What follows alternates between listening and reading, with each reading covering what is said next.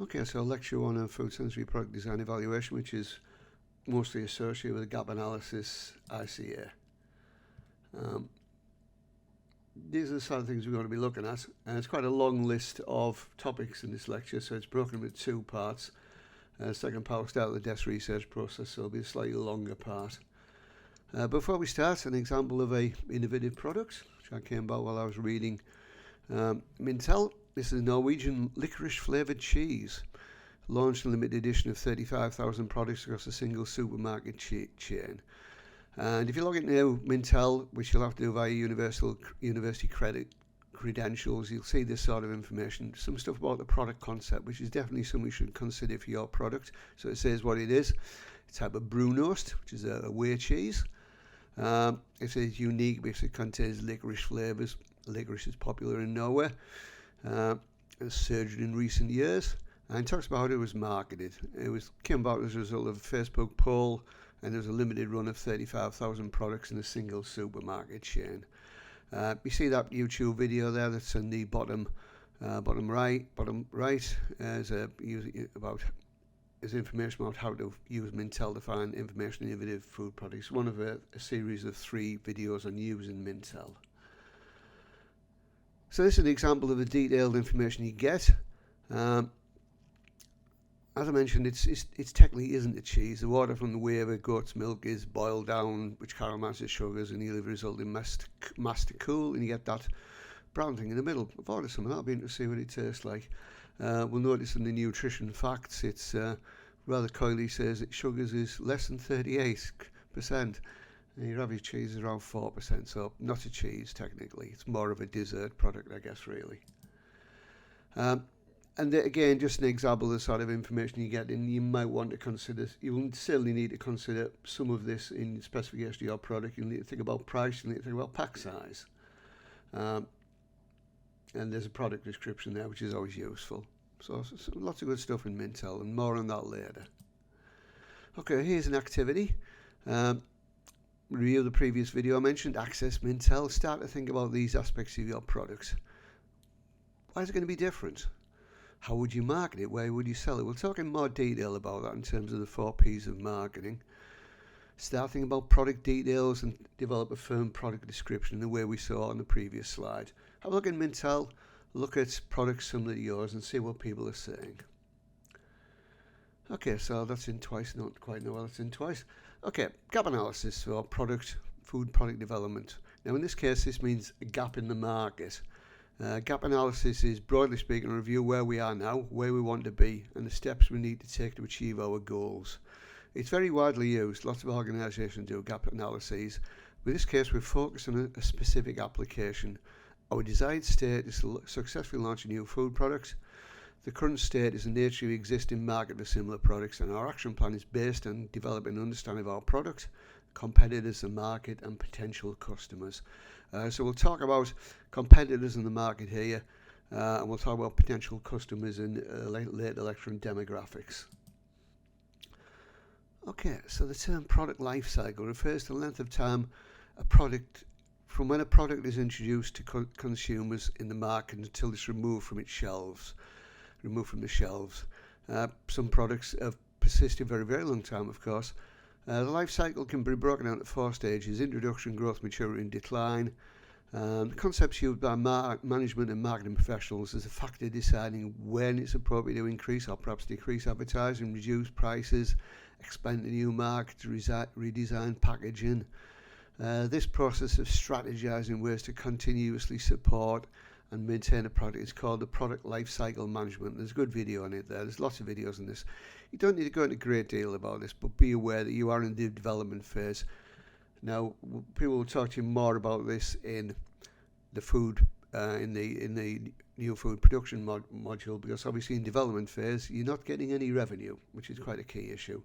Another thing you do there, you can extend the product range. So Coca-Cola, as you'll see in the video, if you have a look at the video, went from being a single product to being a very wide range of products now. And even though the original has lots of competition, it's diversified considerably. Okay, that's another exercise. Whether it's individuals or small teams, watch the video on the previous slide. So there's products and categories that come into each of the stages. There's a picture there of the corn pork pies, which I used to really like and have disappeared. So they are a product that has disappeared off the shelves. Bring them back, I say. Anyway, opportunity analysis. There's a lot of jargon associated with marketing, of which opportunity analysis is just one. Read the definition yourself, but in practical terms, we can say it involves the need to understand your product, your market, and your consumers. And the analyses, we're going to talk about this in other lectures, will help you achieve that and provide the basis for your gap analysis ICA report. Okay, so some tools, some of which we're going to look at here. You're probably aware of what SWOT is already. Some general headings here. You should research the existing market for products similar to yours, so use Mintel and perhaps other resources. A SWOT analysis will give you a clearer picture of its strengths and weaknesses, and hopefully give you some insights on how it might be marked based on its strengths and opportunities. Gap analysis, which we're going to talk about quite a lot in the rest of this lecture, will develop your understanding of the market where your product might fit, and for this we'll use tools like subjective and objective mapping. Voice and consumer is a set of tools to help you understand what customers, with your current customers you probably don't have any yet, your potential customers, if you're an existing market, your former customers, think about your products. So we'll cover that in detail in a later lecture. Okay, understand the market. Formal sources like Mintel are your best option, but you might want to do some general background reading to get a sense of what the industry is thinking. New Food Magazine is a good source for NPD, packaging and safety innovations. Updated frequency, you might want to sign up for email updates. Among many other resources, the British Retail Consortium covers the whole of retail, not just food. It's worth reading for industry responses to issues such as development of an obesity plan and what's happening with the current virus-related crisis. 1750 is produced by a tea and coffee company occasionally. It's worth a read. It's formerly known as Finley's Magazine, the number being a reference to the year the company started business. It's focused on global beverage industries and is well presented and is a good read. Lots of these things are available. Bear in mind they are non-academic sources. So just because they're saying something doesn't mean it's necessarily true. You may need to seek academic backup. In this case, it would probably be objective backup from somewhere like Mintel. Okay, another activity. Do a little general background reading of proposed product area. You don't want to be too specific, but we need to start narrowing in pretty soon on what your product's going to be, probably by the second week of the term. Why do people care? Why are they interested in this? And you'll use this part of your product justification. Again, look at the product descriptions we saw for the Norwegian cheese and various other products. Okay, there's lots of competition out there. Gigantic amounts of competition. Now, we're not going to be competing with these people. Let's be honest about that. We have a basic assumption. You're not competing with the big players, but proposing a product for small businesses, possibly a startup business. So that's your target market. You're not going to be competing with Coca-Cola or Nestle or people like that. You're developing something niche and innovative. Okay, desk research. Which is what it says. You sit down at a desk with a computer, accessing the internet, and have a look at various things. There's some, in the images at the bottom, a link to various videos about Mintel. Now, Mintel, as I mentioned in the videos on Mintel, has sort of merged Mintel GNDP and Mintel Academic. A little bit hard to find stuff now. A little bit harder to find stuff. It's still quite easy. I don't know whether this is just a reaction to the emergency or a long-time approach, but see the various videos and the walkthrough. But if you look at the boxes at the top of the page, they're the sort of things we're interested in. Okay, and we get most of this from Mintel. Pricing, you'll look on the internet, see what stuff's selling for. Okay, so here's our process. Here's a suggested plan for researching and developing your proposal. When you've got your product proposal approved, it's been decided it's sufficiently innovative, you can start your desk research. So use online resources we've talked about, and I'll talk about more for the rest of this lecture in both parts, because you want to understand your product and its place in the market. I've got liaise with retailers in brackets, and you won't be expected to do this, but you might be thinking about where you might want to market your product. Is it the supermarket? Is it going to be somewhere like gyms? Is it going to be marketed online? Well, some very good examples of former students running companies which are hugely successful online. So these are the main headings of the information you need to consider. Note that what you should be doing is a general overview. The size of the assessment and how much time you have to complete it constrains how much effort you need to place on this task. Do it properly, but don't overdo it. Think about allocating an appropriate amount of time and then do a good job within that time. As I mentioned, there's lots of good sources of information, and there's another link back through to Mintel, and actually links you to the full FSPDE playlist. Everything will also be linked from Blackboard, of course. Okay, so you've logged into Mintel, and the first thing you're probably going to look at is the size of your potential market.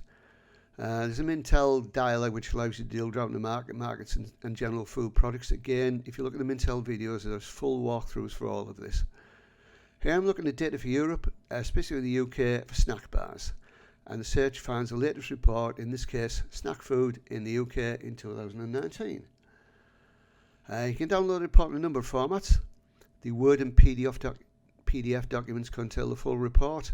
The Excel file is just the data tables, and the PowerPoint is just the graphs. Done in Mintel standard format, about which more in a little while. Note also there are related reports from different parts of the world available if you need a comparison. Again, bear in mind the amount of time you have. These data look at snack food market in terms of absolute size, volume, consumption per capita and growth, and again data can be downloaded as an Excel file or a series of images for each row. This is a typical Mintel graph. Note from 2019 Intel chart, Intel graph. We should note that from 2019 the data is forecast. Line charts are obviously arguably not the best way to present your data in your own reports.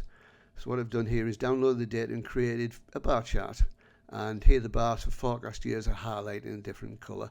I think bar charts emphasise things better than line charts, and are obviously easier to read than tables. Okay, so market segmentation data, it's based on very broad categories and may not be too useful to you. So we've got total snacks, crisps, snacks and nuts. So these are very big categories. Again, you can download the Excel download, and that may well be your best option if you want to play with the data. The market share data is for the big players, and as we've already decided, you won't be competing with them. The assumption is you were developing product for a startup. It's interesting though that own label is the second biggest category here. So in that case, it's very much a case of people selling directly to supermarkets. Now Mintel represents these data as a pie chart. This is not a good option. There's good option from cognitive psychology that people have difficulty distinguishing the relative sizes of pies. Here the values help, of course, but note the tight clustering of the smaller values. I'll do a video on alternatives to pie charts at some stage. You may have already done this by the time you listen to this video. Yeah, so there's just downloaded information.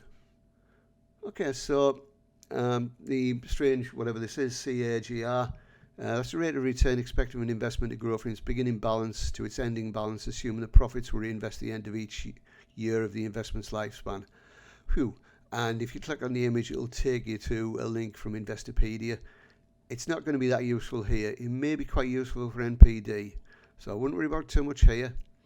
Apart from other issues, you almost certainly don't have enough of the data for this analysis. Maybe included in critical analysis as a desirable for the future, but don't go into a lot of detail about it. Again, Mintel's market socio-economic data is very broad, based around, for example, the GDP of a country. Not likely to be useful for you in this module assignment, or NPD for that matter. Maybe in a project if you're looking at this in rather more depth. Okay, Mintel consumer data. So I'm going to pause this here and we'll start this again in the next video.